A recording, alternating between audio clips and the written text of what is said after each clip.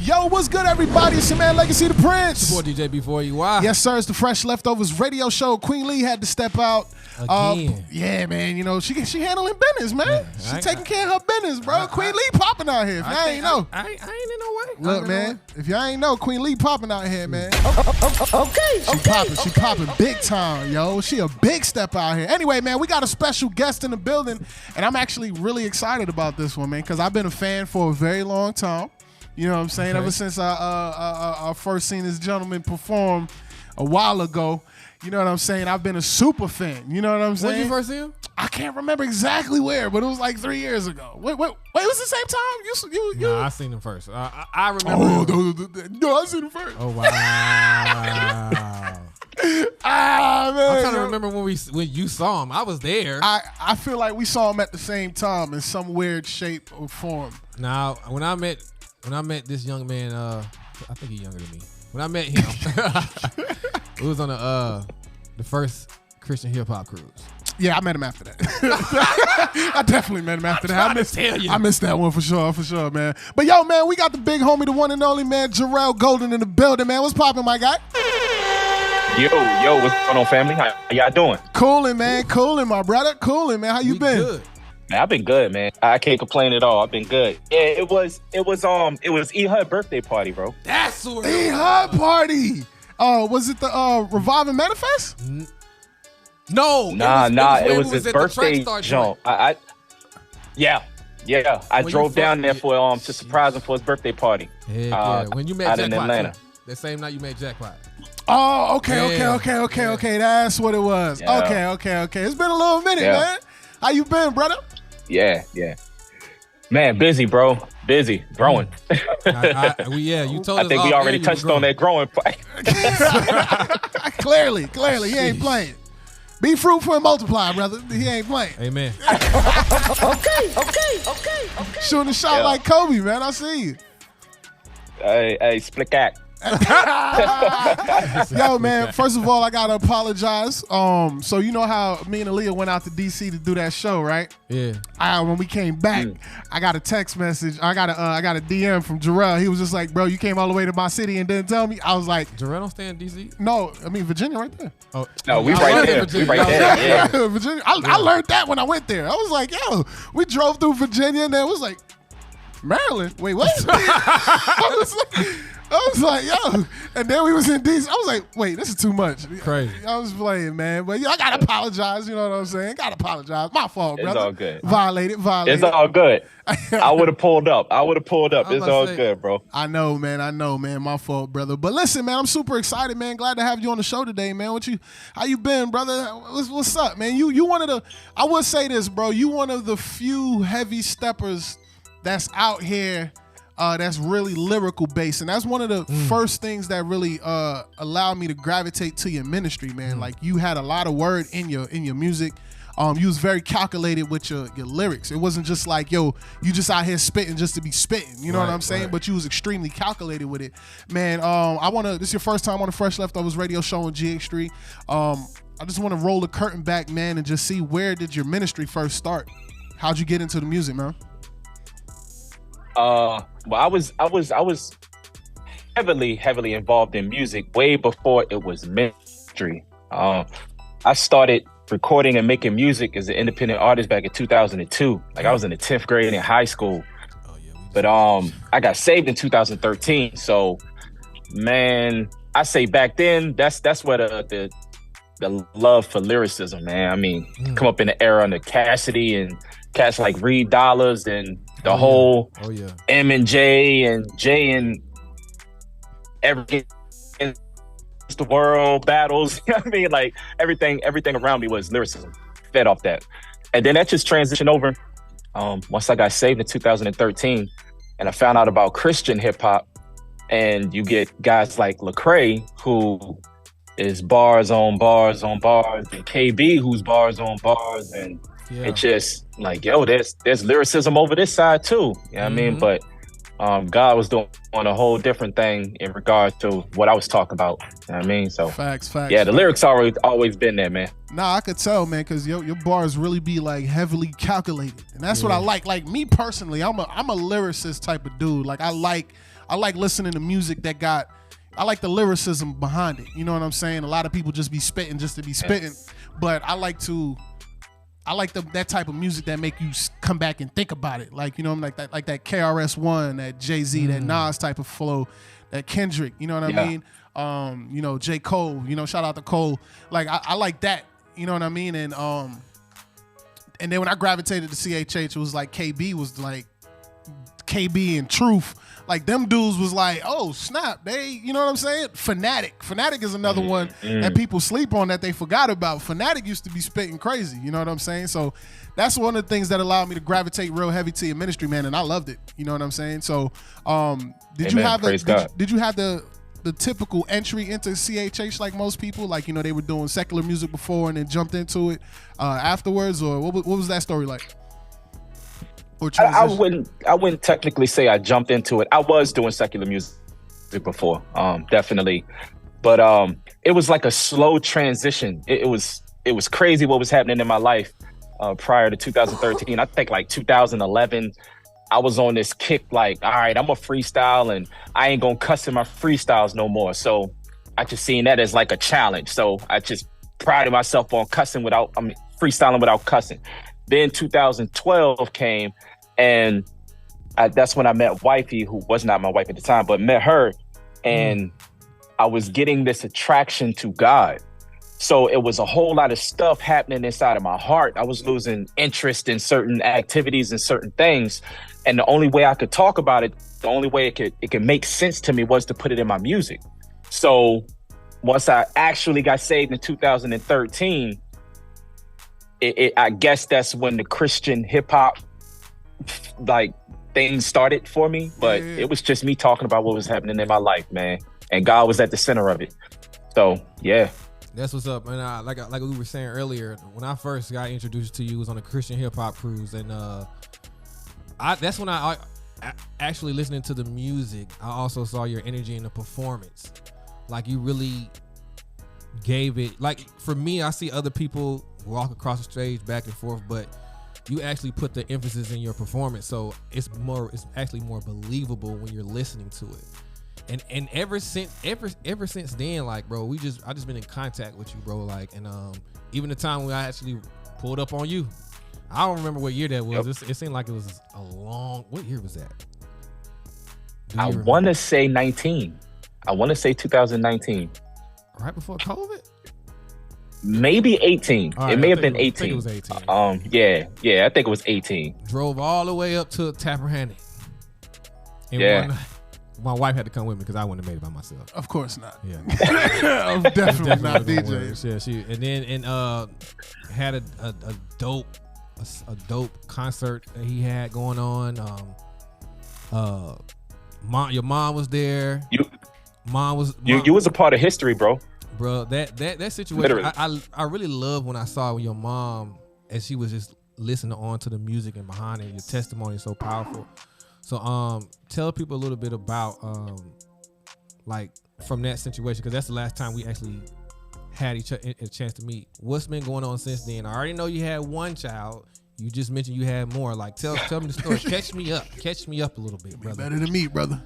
Catch me up. You following? I'm too. Hey, so, might be one and done. I don't know. Yeah. Well, I'm on 4. I'm on 4 now, man. Baby girl Ariana is 14. Junior, he is 7. Jaira is 2, and Jeremiah is 3 months. You said 14? Tomorrow will be 4 months. But that event was a part of history. That was the first time anything like that had ever been done in Tappahannock, Virginia. And I am beyond grateful. I tried to express my gratitude while you was there, but I'm beyond grateful that you even agreed to take part in that, man. It was huge, not only for myself, but the other artists that was a part of it too. And that was big. That's the first time they've ever even done anything like that in Tappahannock, let alone the city of Tappahannock having something like that put on for the community. Yeah, it was amazing, man. But nevertheless, that's not the last, man. In 2000, I I want to say 19, towards the end of 2019, I did a video with Jared Sanders in my high school gymnasium. That's the first time. And it's just, it may sound like it's not even a matter of boasting, but it's just God, man. It's just God. It's the first time anything like that was ever allowed on high school premises, much less inside of the building. And to have Jared Sanders come out that joint, it was ridiculous. We did the Penny Hardaway video. I remember that. Yeah. Yeah, the jersey on and everything. Penny that Hardaway was cool. Yeah, it was ridiculous, man. And from there, it's just been growing and growing, getting actual permission from property owners to do a music video inside of a parking lot in Tappahannock, which was the side-to-side video. It went crazy for the community. I don't think a lot of people understood the severity of it. And then once we were in the midst of shooting it, people just continued to pull up. They just kept pulling up. So I just loved it. I loved it. It turned into a whole party out there. In which, you got your shy ones. Like the camera only had the ones that was willing to two-step and learn the moves. But on the outside, it was just people spectating. It was crazy, bro. We had cops out there, Joan, just chilling and watching. Could have been a couple of reasons why they was chilling and watching, but they was just there, just enjoying the scenery.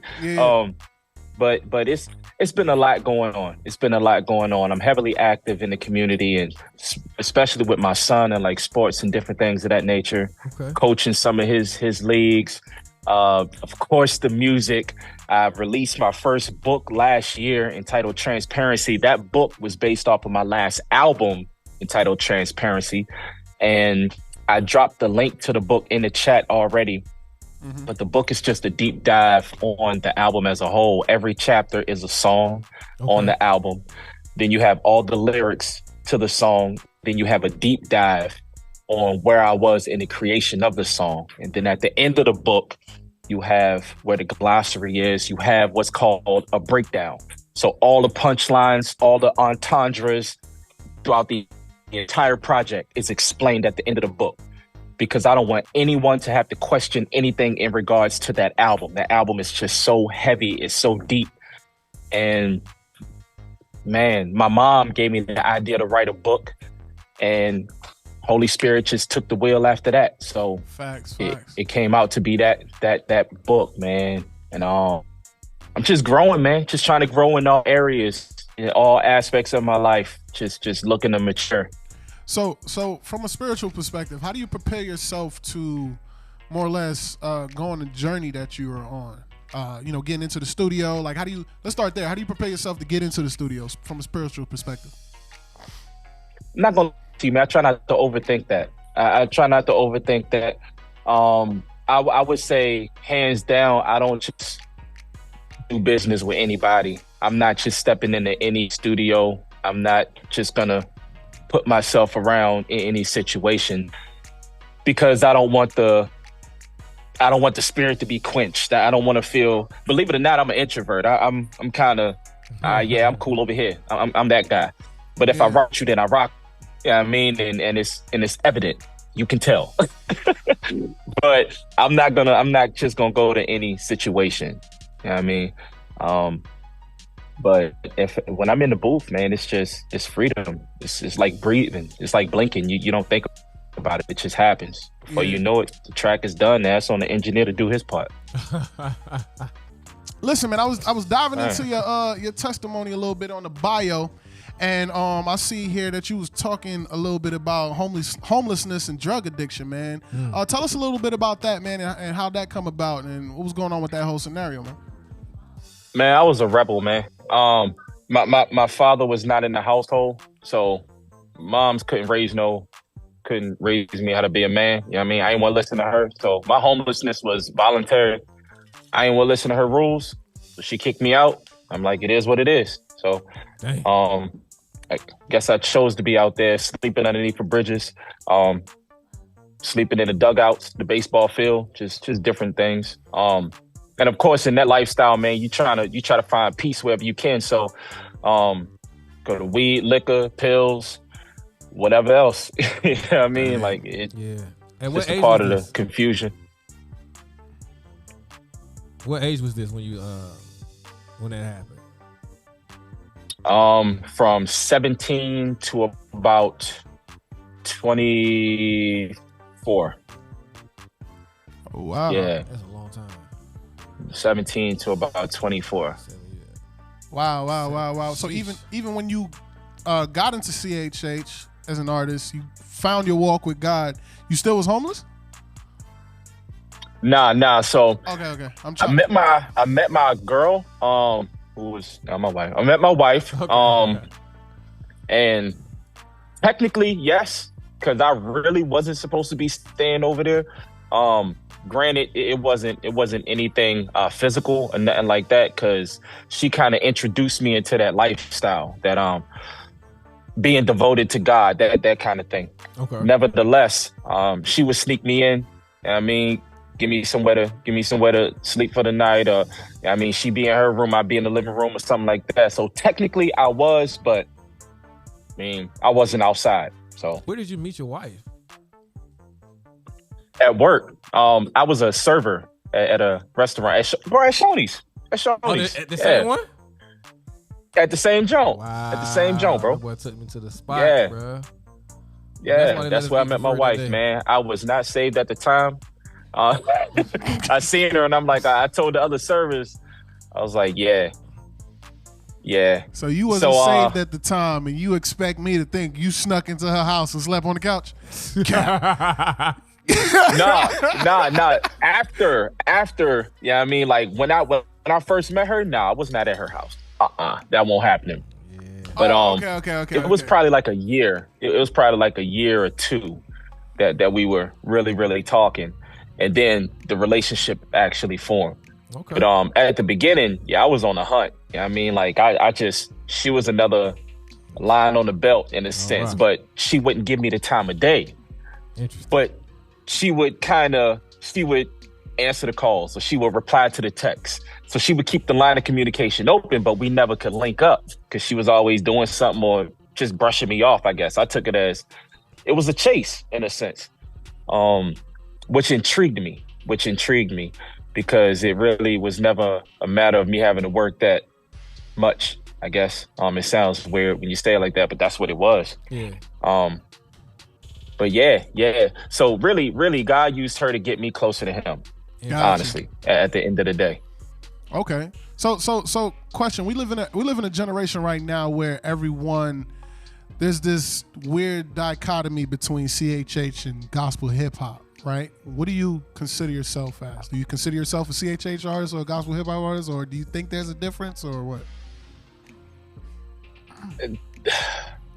Talk to me now, brother. No, you stuttering now. It's weird. I don't think there should be a difference. Wow. But I've had people really, really break it down, like legalistically map this joint out like they went to school for it or something. But and I guess I can kind of understand where they're coming from. So I'm CHH. I'm gospel hip hop. I'm Christian hip hop. I just rep Christ. And I do it in the form of hip hop. And I'm a Christian, and I preach the gospel. So Got you. I don't know, man. So with the market being so saturated, where we got a lot of like CHH artists that are popping up just everywhere, right? What do you think? What do you think allows your ministry to separate from everyone else that's just popping up? So it's something that I call him Lamar, my bad. It's something that B4 said, man. As far as that live performance, that face-to-face thing. Yeah. That speaks volumes to me. Meeting someone face-to-face, seeing them, boom, there's no mask. You know what I mean? Like I see you for who you are. I believe, my personal opinion, I believe a lot of these cats are able to skate, and they have great representation. They got the money to back them. They got the marketing strategy all down. So they're able to successfully climb the charts and the ladders.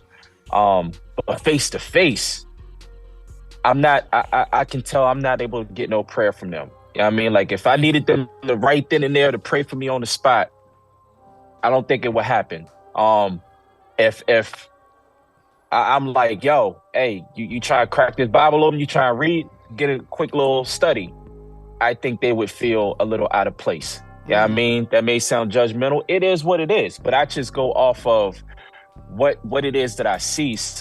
I've seen cats on tracks like quoting scripture wrong. Yeah, I mean, and Jeez. I mean, you're writing a verse. You got time to go and open the text and get that jump right. Yeah, I mean, and a lot of times, like, we got Bibles on our phones, so you can copy and paste it if we being all the way real. But it's just, I don't know if the relationship with God is there the way that it needs to be. So with me, I'm in. I'm all the way in, and I make sure that it bleeds through whatever instrumental I'm on. You're gonna feel my convictions. That's deep to say that. Have you personally met any person that's like that, or has had that you've heard? Have you personally met them? And have you? Unfortunately, yeah. And I mean, those the ones, bro. I just pray for on my own time. I pray for my own time.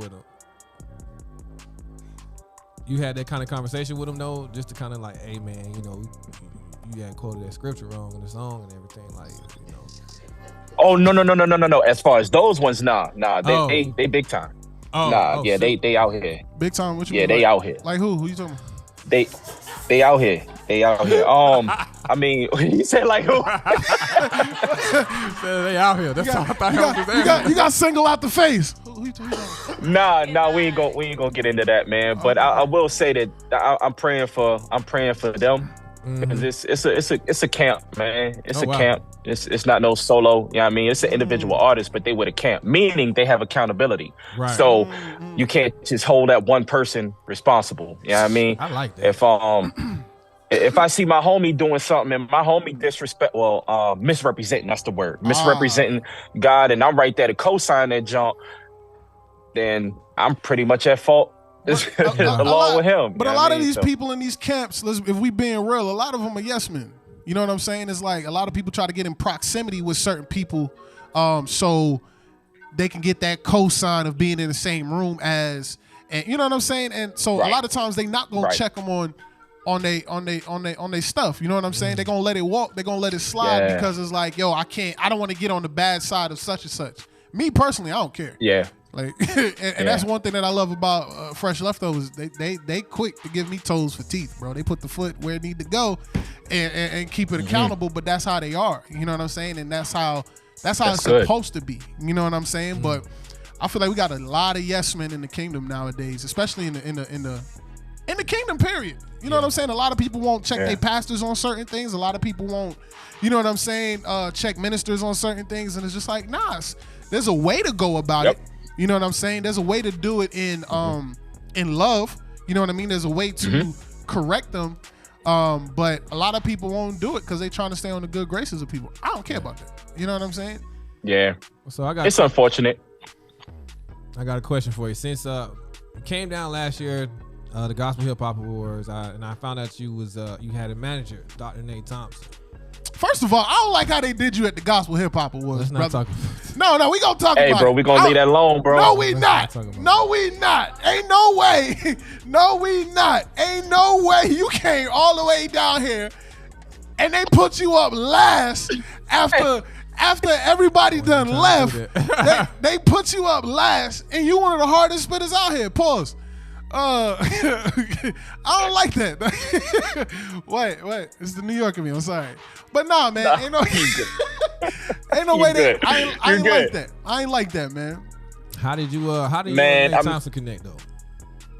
Hey, bro, I'm gonna be real with you. Shout out to my accountability partner, my man Howard. I will drop his name, my man Howard. He was there with me. He was the dude up on the stage with me that had on the blue outfit with the hoodie. But in the back, before I got called, he prayed over me, bro. I was about to snap. I was not in a good space mentally. I was furious. I was very, very, bro. We had gotten there. We were the first people on the premises. Bag of worms, bro. I don't know why you did this. We were the first people on the premises that morning. We got there at 9:45 a.m. before anybody else was there. We was rehearsing in a parking lot. I was the last person to go on stage Jeez. at the end of the whole event. And Crowd I was not gone. in a good spot. Everybody was out by Everybody then. was leaving by that time. Everybody was gone. Keeping it real, I thought that was it. And I didn't, I thought they shut it down and they rung it back up. I'm just keeping it real. Literally, bro. When Griff said he was done, I was like, yo, what's going on? Like, what's happening? But they was still lingering me on, like, okay, you about to come up next. And then boom, Canton came up to join his whole camp and they did a whole concert. And then boom, then another one came up, and then Miss Day, and then like I'm like, okay. But my man's prayed over me, nevertheless. Mm-hmm. My man's prayed over me, bro, and instantly, I lied to you not. Like, it was peace. Mm-hmm. It was peace. And it was hot. But when I got 200 degrees in there. It was warm. But when I got on that stage, that's one thing that Nay, she hits me on. She was like, she said, regardless of how you're feeling, don't allow your anger to come out in your performance, because people will remember that. Oh, now, yeah. granted, I don't know if they do, but my footage shows it. I got on that stage and I was just so, I was so actually tense. I heard it. I was there. Yeah, I yeah. heard it. I was like, this is Bro, different. like my fist was clenched all the way up until side to side started. Like I was so tight and tensed and just growling. My breathing was off. Like everything was just off. But before I hit the stage, after that prayer, I just felt good. I'm like, all right, I'll wait 30 more minutes. I'll wait 45 more minutes. Jeez. We good, because it's not about me. It's not about me. You know what I mean? If I don't touch this stage, I'm still here in Atlanta to give God the glory, not for me to get no deal or for me to get recognition. That's where I was after that. So, obviously, my next question is going to be, are you coming back? You pulling back up? It gotta make sense. All right, cool. It gotta make sense. I respect that answer. So as a person who's been kind of in the industry for a little minute, you got a chance to work with some very notable. Is that a word? Is that a word? Google, see if it's Some pretty dope people. You know what I'm saying? My question would be to you: what failure that you've experienced on your journey are you most proud of? What failure am I most proud of? Yeah. That's a dope question. Hey, brother. I'll What be here all failure every Wednesday am I most proud of? Failure am I proud? That's a paradigm shift. You're normally not too excited about falling on your face. But the beauty about it is that when you do fall, it pushes you into a different direction that allows you to now fall in line with certain things. So which one are you most? I would say, so me talking about my book, Transparency, at the end of 2019, things were popping off. That's when the whole thing with Jared, the Penny Hardaway video took off, released. And it seemed like success was on the rise. January of 2020, my wife said that she wanted to leave me. She wanted to leave me. She said that I was having an affair with my ministry. My music was number one. I consider that failure as something that needed to happen because I got blinded. I got caught up in success, quote unquote. And I did not understand what I was putting her through at the time. So for the world, everybody else got hit with COVID. My ministry got shut down because God shut it down because I was neglecting my wife. So that would be my answer to your question. I want you to dive in on that because I met her before. She's a dope person. And you guys been married for a while anyway. You even brought her along with you on the cruise, which was super dope. Everybody was asking about my wife, but I definitely want to hear about that process. Yeah, what made her get to that point of feeling that way, or like just dive in on that, because I feel like there's a lot right there. I don't want to speed past it. That was good. And I want to know, did you leave music alone on top of that during that period? Just curious. Go ahead. So it's crazy because in hindsight, when she hit me with it, it was January. It was literally January 2020. When she said that, all of the signs hit me. Like, I remember Father's Day, the year before Father's Day, 2019 Father's Day. She wrote me this beautiful little poem. She's a poet. She's good with words too. But inside the poem, she was talking about how she wanted more attention, how she wanted more time. She finessed the wording, but that's basically what she said. I remember we had different little spats here and there, not necessarily full-fledged arguments, but little tiffs on if I went to the studio or when I would coming down to Georgia, me driving down the E. Hud's joint. So many different things that I was doing, in which, granted, it was helping ministry, and that's what I was coding it with. Like, hey, I'm not out here trying to like boost up my name. Like, I'm out here doing this for the Lord. And she won't having it. And it just all hit the fan. It hit the fan 2020, early 2020. And when she said that, and I could see it in her eyes, like there was the straw that broke the camel's back. I was like, wow. So me and her, we started to get counseling from my pastor and his wife. And conviction sucks. Oh man, Holy Spirit I was getting 2-piece, 3-piece. I was getting bodied by so much conviction, just sitting in there with Pastor and First Lady and just hearing my wife freely talk. Like, dang. I'm crying, she crying, snot. I mean, just hearing her freely get off of her chest all the stuff she had been saying for just about the length of time that we've been married, bro. And I'm like, sheesh. So yes, I did stop music to a certain degree. I stopped the performances because, granted, it was COVID. Yeah. You couldn't do anything anyway. Right. But that was my time to just sit and sulk and have my feelings hurt. And literally, God just dealing with me.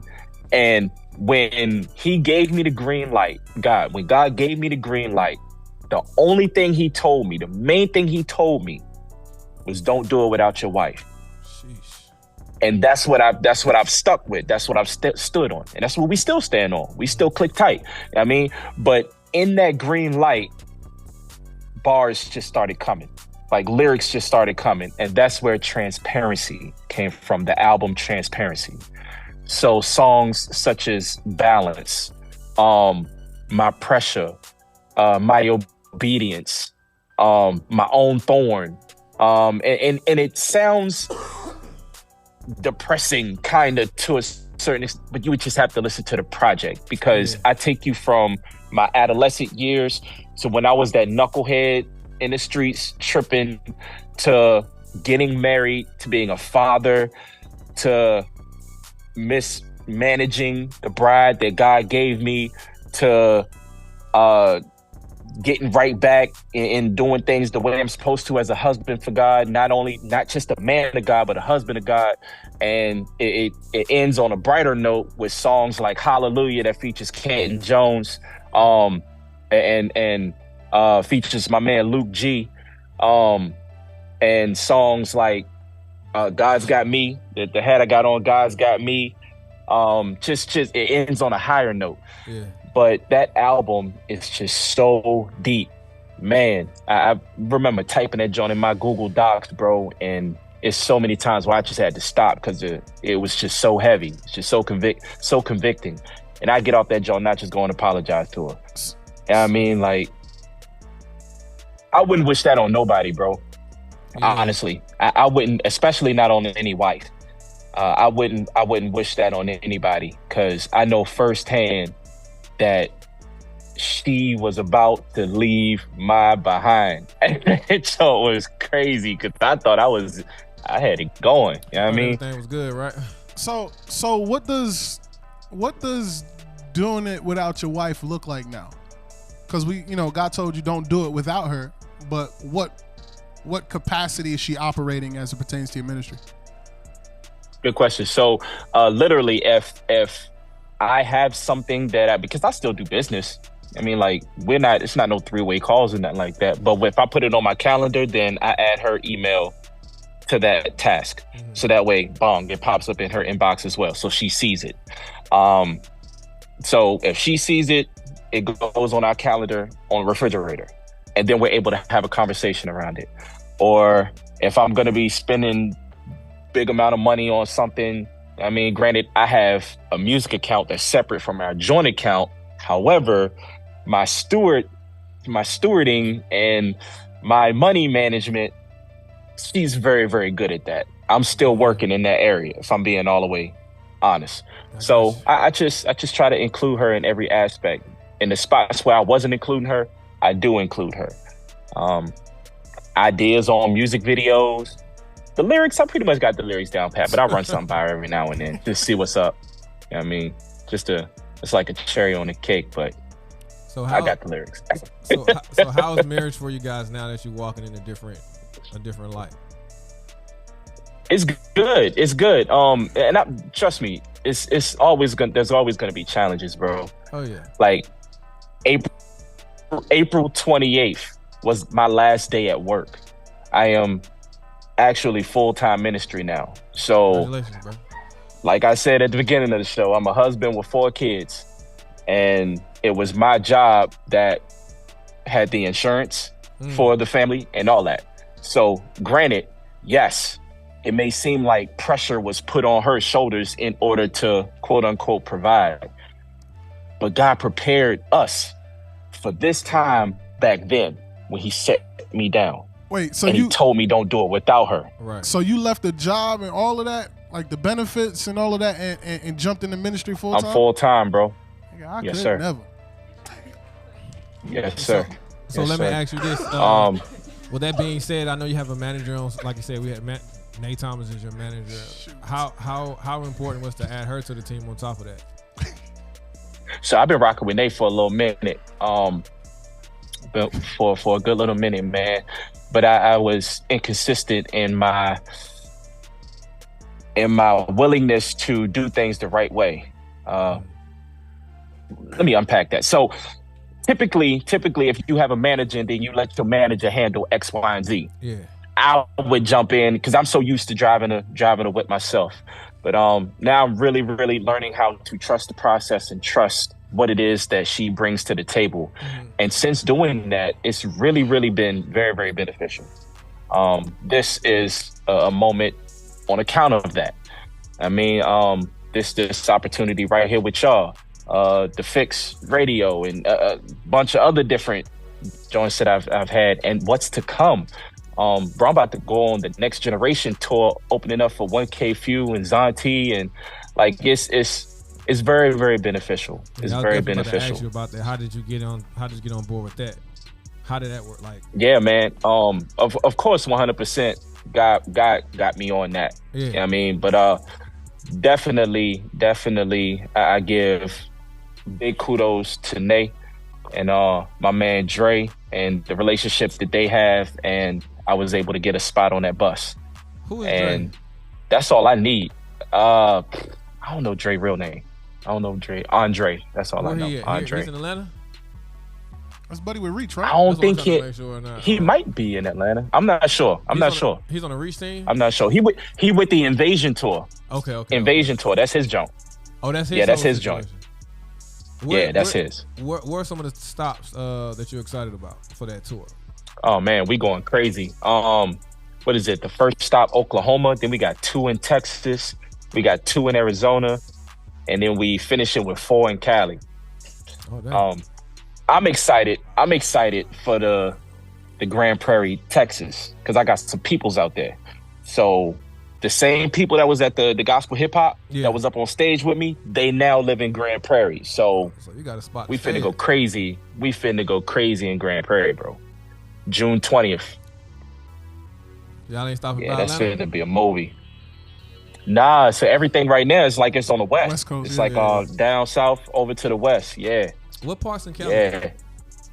What part in Cali?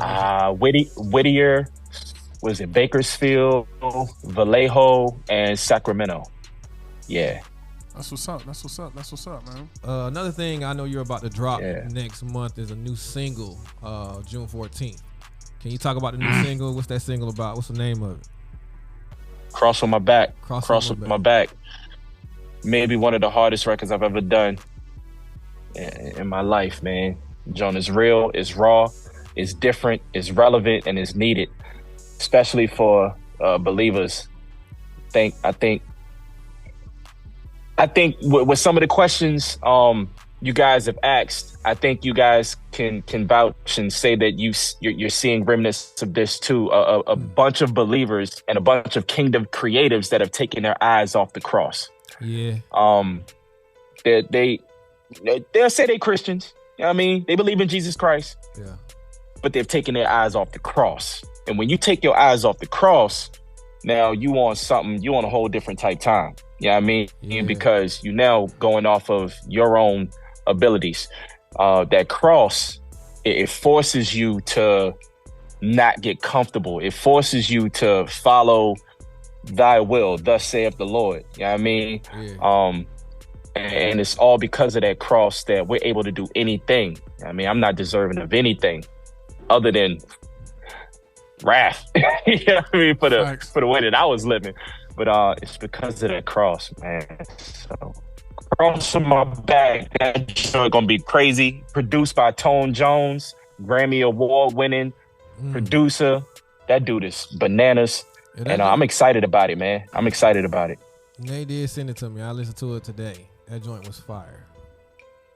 It got high energy. You doing a video for it? Yeah. That video gonna be ridiculous. You gonna shoot it at home Yeah. or you gonna do it while you're on the road? Nah. That's what's the date of today? She probably get shot like next week. God damn. So what's it like in Tappahannock now? Because I mean, it's a small city. You know, what's it like, bro? Nothing. It's the same thing, bro. It's the same thing. Same thing. Tappahannock is spiritually malnourished.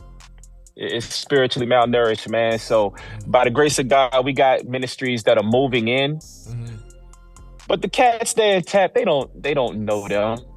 I mean, they don't really trust them. So I got the city on my back, man. And whether they want to adhere to what it is I'm pumping or not, they already know what I'm on and how I'm coming with it. So by the grace of God, I believe I'm there for a reason. Yeah. You know, Chris, because Chris is from Chris Brown is from Tappahannock. And I mean, there's a lot of energy. Like his birthday was just last week. So it's a lot of energy around him.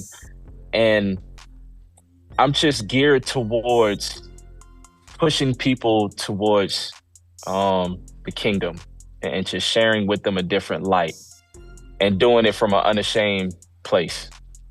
Those that's gonna rock with it. Those that don't, they gonna hear it unless they block me. It kind of is what it is. Okay.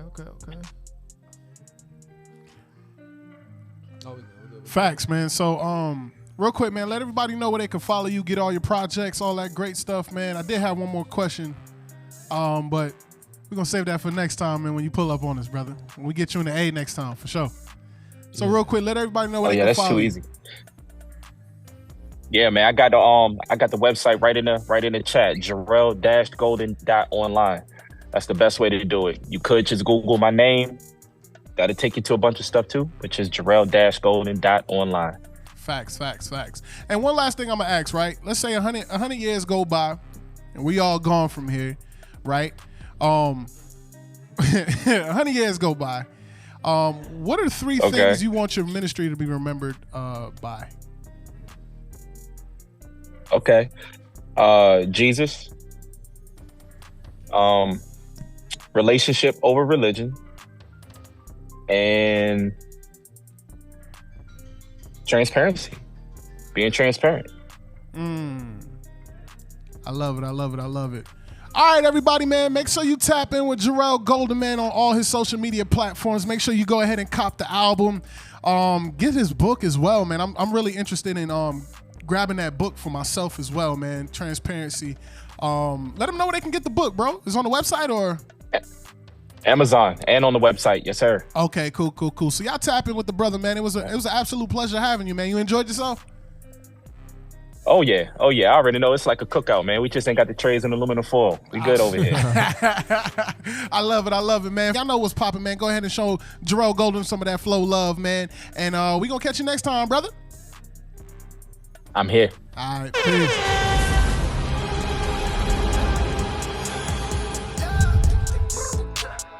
What's up, Kingdom? It's your girl, CEO AALIYAH with the Fresh Leftovers Radio Show. And I just want to remind y'all to make sure that you are tapping into our YouTube channel.